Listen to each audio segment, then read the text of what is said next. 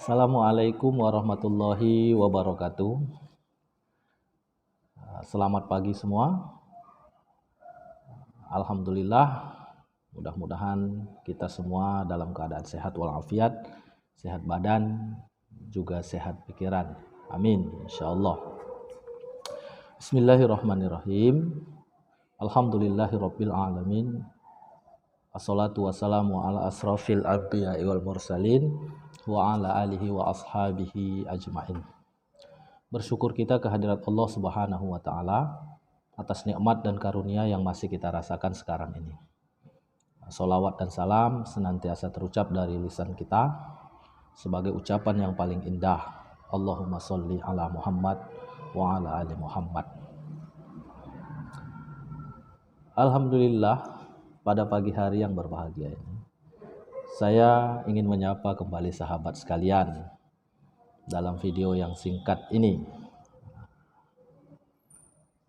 Yang ingin saya sampaikan pada pagi hari ini adalah seputar bimbingan skripsi. Bagaimana caranya agar kita tetap semangat dalam mengerjakan tugas akhir skripsi itu. Tidak malas, tidak bosan, dan lalai. Dalam hal ini setidaknya ada 4 poin yang bisa saya sampaikan. Dan 2 poin terakhir mungkin bisa jadi ingatan kita, bisa jadi bahan renungan kita. Untuk itu, simak dan dengarkan video ini, video yang singkat ini dari awal sampai akhir. Mudah-mudahan bermanfaat. Adapun yang pertama adalah agar kita semangat dalam mengerjakan tugas akhir skripsi ini, kita harus pilih judul yang kita rasa kita mudah mengerjakannya dan kita paham tentang maksud dan tujuan yang ingin kita capai dalam penelitian itu. Itu yang harus kita pikirkan dan kita lakukan. Karena jika judul yang kita ajukan, kita ACC-kan, kita tidak senangi, kita tidak sukai, terlebih kita tidak paham dan ngerti caranya, cara memulainya, maka akan menimbulkan rasa malas dan lainnya. Itu yang pertama. Yang kedua, memilih tempat penelitian.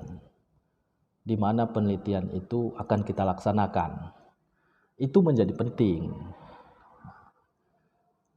Karena kalau tempat itu jauh, aksesnya sulit, kemudian orang-orang dan perangkat yang ada di dalamnya tidak welcome, tidak menerima kita dengan baik, akan menimbulkan rasa malas bagi diri kita untuk melakukan penelitian itu. Tapi jika tempat itu baik, tempat itu dapat menerima kita dengan baik, orang-orang yang ada di dalamnya mendukung, memberi nasihat, saran, dan turut juga membantu kelancaran penelitian itu, maka kita akan senang melakukannya. Apakah ada orang yang melakukan penelitian di tempat yang tidak dia senangi atau di tempat yang sulit? Ada. Ada yang seperti itu. Tapi supaya kita tidak mengalami hal itu, maka itu harus kita pikirkan terlebih dahulu, di mana kita harusnya dan nantinya melakukan penelitian.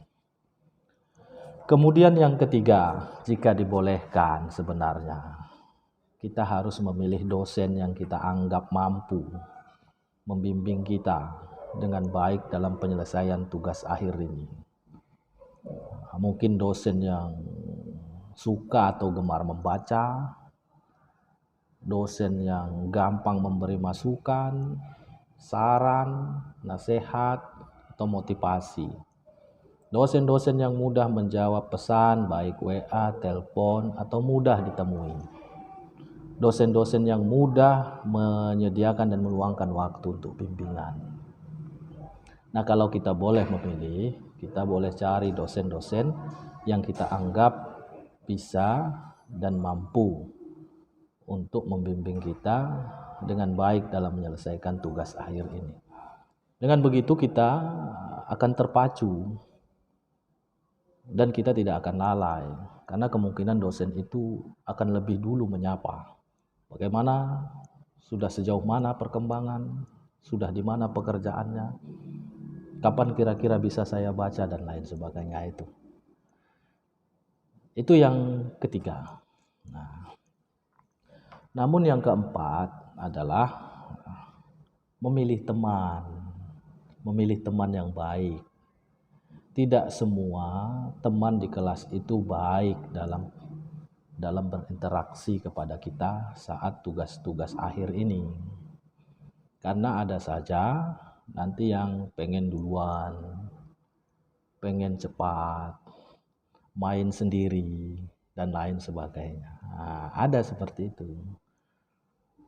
Sebab itu kita pilih kawan kita yang baik, kawan kita yang bisa diajak tukar pikiran, kawan yang bisa diajak berdiskusi, kawan yang bisa memberi masukan kepada kita, memberi semangat kepada kita, memberi dukungan kepada kita.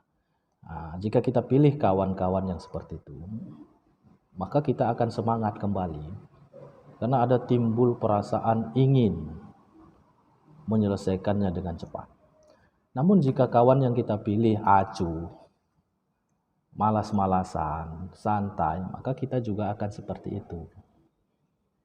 Nah, itu yang keempat. Nah, yang kelima, jangan berpikir ingin aman, ingin nyaman, dan selamat sendiri.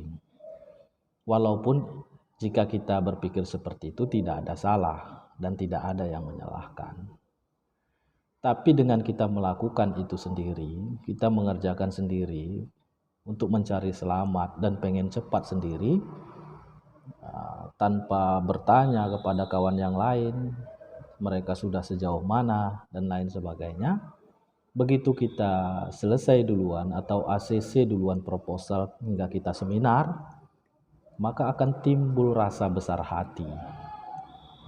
Mungkinan timbul rasa bangga dalam diri, sehingga kita berpikir, aku sudah seminar, kawan yang lain belum, judul aja belum, nantilah santai-santai dulu, masih banyak waktu. Yang lain juga masih bimbingan, ada yang belum seminar. Jangan seperti itu, kita jangan seperti itu.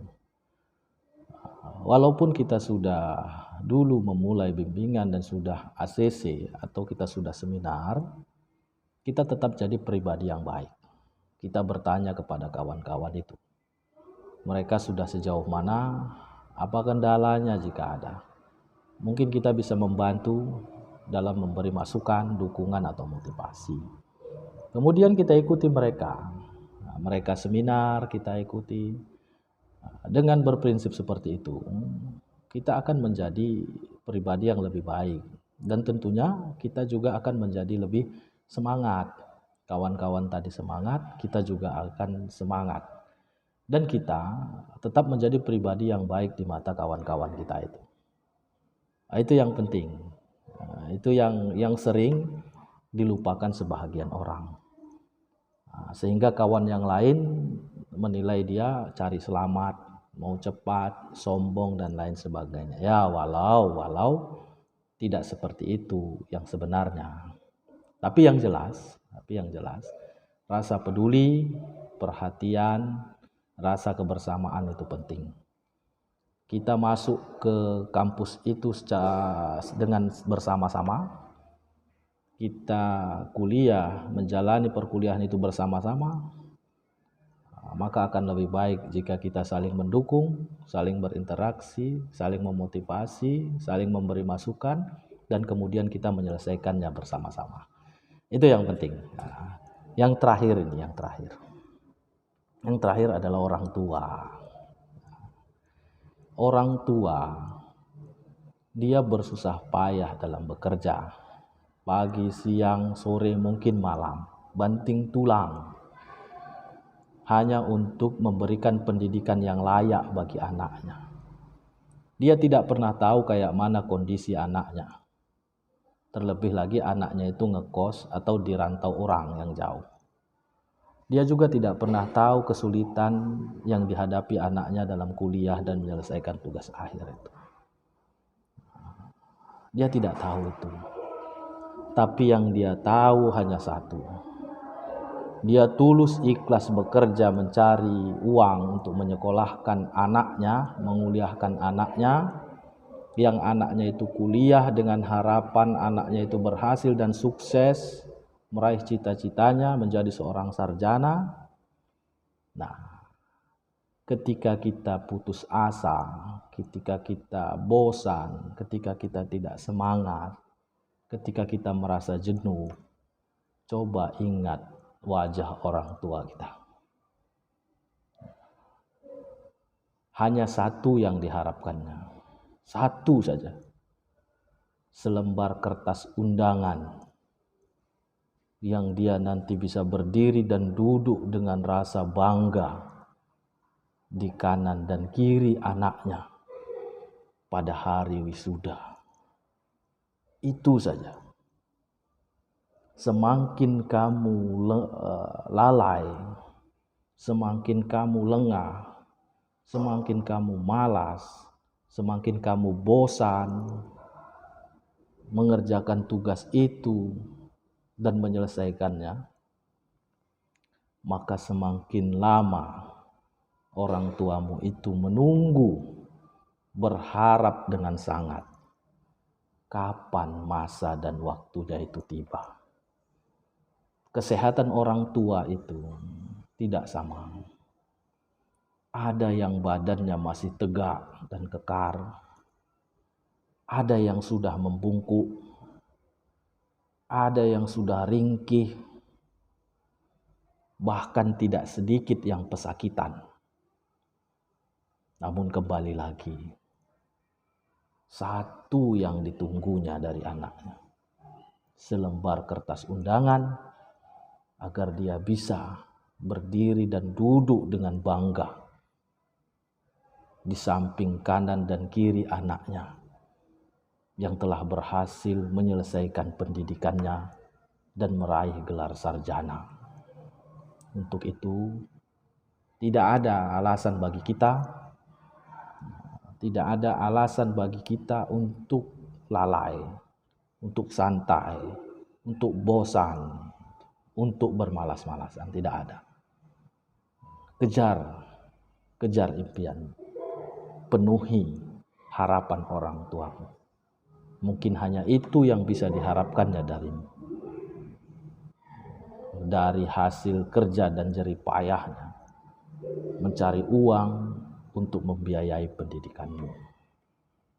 Maka dari itu, semangatlah, berbuatlah, gapai impianmu, gapai cita-citamu. Mudah-mudahan kamu akan memperoleh keberhasilan dan orang tuamu akan merasa bahagia dan menaruh rasa bangga kepadamu. Namun begitu, jangan besar hati. Tetap jadi anak, jadi pribadi yang baik, yang berarti, yang dapat memuliakan orang tua dan menghormati keluarga. Sahabat sekalian, jika ditanya kepada saya, bagaimana sih caranya supaya kita semangat melakukan bimbingan dan menyelesaikan tugas akhir ini? Setidaknya beberapa poin tadi yang menjadi dasar bagi saya untuk menyelesaikan tugas akhir itu. Dan mungkin kalian juga akan seperti itu. Itu yang bisa saya sampaikan di sini. Mudah-mudahan video yang singkat ini bermanfaat, dapat menjadi pengingat dan motivasi. Sebenarnya tidak hanya bagi kamu, tidak hanya bagi kalian yang sedang menyelesaikan tugas akhir, tapi bagi mereka semua yang masih dalam tahap pembelajaran di semester-semester awal, pertengahan, dan menjelang semester akhir, atau mereka yang sedang menempuh pendidikan di tingkat SMP atau SMA. Itu yang harus kita lakukan. Karena dengan begitu kita akan menjadi lebih bijak dan lebih bertanggung jawab. Terima kasih semuanya, mudah-mudahan bermanfaat, dan insya Allah kita akan ketemu lagi pada video selanjutnya dengan topik atau tema yang lain. Assalamualaikum warahmatullahi wabarakatuh.